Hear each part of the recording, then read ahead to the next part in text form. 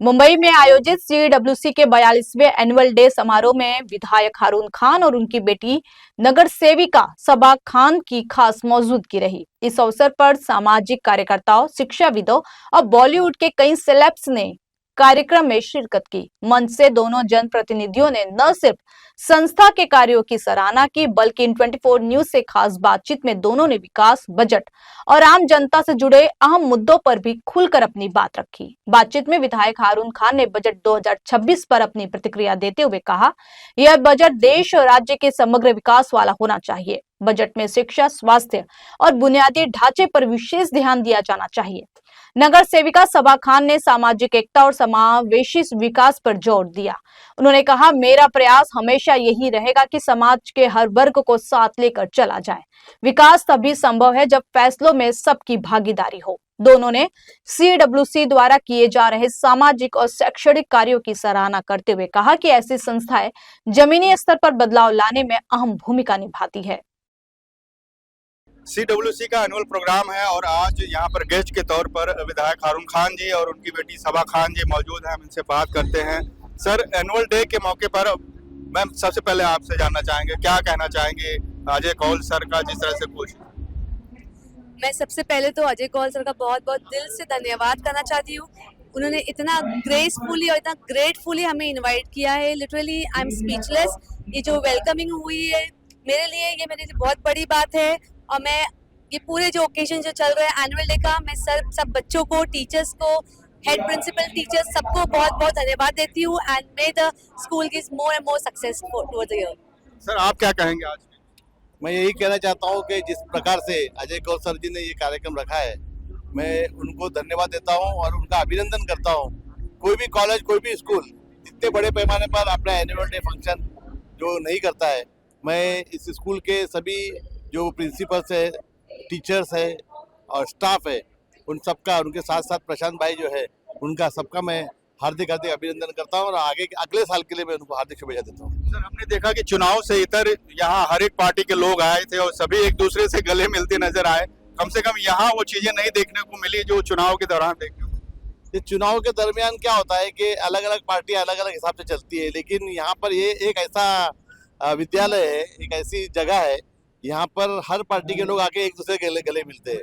क्योंकि ये अजय कौल सर जो है, जो उन्होंने सिखाया है कि किसी को अलग अलग नहीं समझना चाहिए, सबको एक समझना चाहिए। और यही अजय कौल जी की जो खासियत है वो आज यहाँ पर सबको नजर आई है।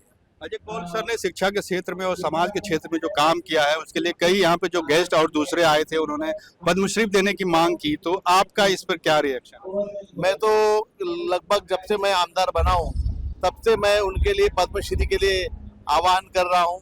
मैंने लेटर भी दिया है मुख्यमंत्री जी को और मुख्यमंत्री जी से मैंने निवेदन दिया है कि आप ये मेरा जो लेटर है वो आप प्रधानमंत्री तक पहुँचाएं और हमारे अजय कौल सर जी को पद्मश्री अवार्ड से नवाजें, क्योंकि इस तरह के काम करने वाले बहुत कम लोग होते हैं। अगर इस तरह के हमारे अजय कौल सर जी को अगर पद्मश्री मिल जाता है तो ये हमारे लिए, हमारे मुंबई वालों के लिए और हमारे खास करके वर्सोवा वालों के लिए गौरव की बात होगी। एक सवाल और पॉलिटिकल जानना चाहूंगा। आज डिप्टी सीएम के पद पर सुनेत्रा पवार जी ने शपथ ली। इतनी जल्दबाजी में ये सब कुछ हुआ, इसे कैसे देखते हैं? क्या परिवार की रजामंदी? हालांकि पवार साहब, जो शरद पवार जी हैं, वो कुछ नाराज भी बताए जा रहे हैं इस कदम। नहीं, ये देखिए, शरद पवार जी की पार्टी अलग थी और हमारे अजित पवार जी की पार्टी अलग थी। अजित पवार जी का निधन हुआ है, मैं उनको हार्दिक अपना श्रद्धांजलि देता हूँ मेरी तरफ से। और दूसरा ये है कि उनकी पार्टी, दोनों पार्टी के अलग अलग बात है और नाराज होने का कोई सवाल ही नहीं पैदा होता। उनके जो शौहर थे वो मुख्यमंत्री, उप मुख्यमंत्री थे और उनकी जगह पे किसी न किसी को उप मुख्यमंत्री बनाना जरूरी था, तो उप मुख्यमंत्री उनको बना दिया गया है। लेकिन मुझे नहीं लगता है कि इसमें शरद पवार जी नाराज हो गए या कोई बात थी। अगर एक ही पार्टी के होता और उनको बनाया जाता तो शायद नाराजगी की बात हो सकती थी, लेकिन दोनों अलग अलग पार्टी है। उनका निशान है तुतारी, इनका निशान है घड़ी, तो अलग अलग चीज है, इसमें कोई नाराज होने की बात नहीं। कल बजट आने वाला है, आप दोनों से जानना चाहेंगे क्या अपेक्षा है मुंबई के लिए और किस तरह का बजट होना? मैं तो यही कहूँगा कि जो भी बजट हमारा आए वो अच्छी तरह से आए, हमारे मुंबई में रहने वाले रहवासियों के लिए आए, उनको अच्छी तरह से सहूलियत मिले, उन पर कोई टैक्स का बोझ ना पड़े। जो भी हमारे यहाँ पर जो टैक्स एक्स्ट्रा बढ़ाने की बातें है वो ना रहो।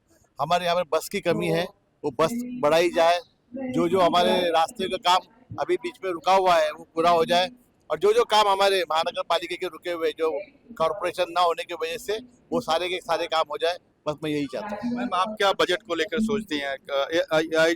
यूथ महिला के तौर पर क्या मुंबई के लिए खास होना चाहिए?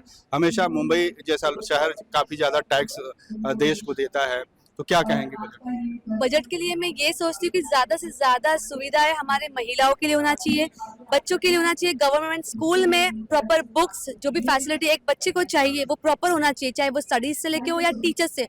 टीचर्स भी गवर्नमेंट स्कूल में मुझे ऐसा लगता है कि वेल एजुकेटेड होना चाहिए, ताकि वो जो शिक्षा जो हमारे बच्चों को दे, भले वो गवर्नमेंट स्कूल से हो, लेकिन वो एजुकेशन वो ऐसी होना चाहिए कि वो बोला नहीं जाना चाहिए कि वो गवर्नमेंट स्कूल से हो।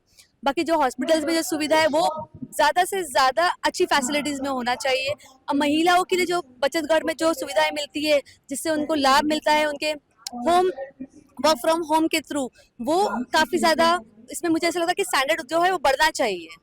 बतौर नगर सेविका अब एक जिम्मेदारी और बढ़ गई है आपकी, तो वाली साहब से काफी सीख आपने ली होगी, और क्या कुछ अब प्लानिंग है, किस तरह का काम आगे करेंगी?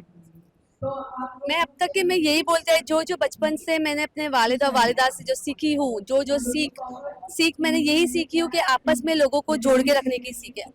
जहाँ मैं रहती हूँ, जो मेरा वार्ड नंबर 64 है, वहाँ पर पूरा वो कॉस्मोपॉलिटन एरिया है, वहाँ पर सारे लोग रहते हैं। वहाँ पर अगर 60% नॉन मुस्लिम है तो 40% मुस्लिम है।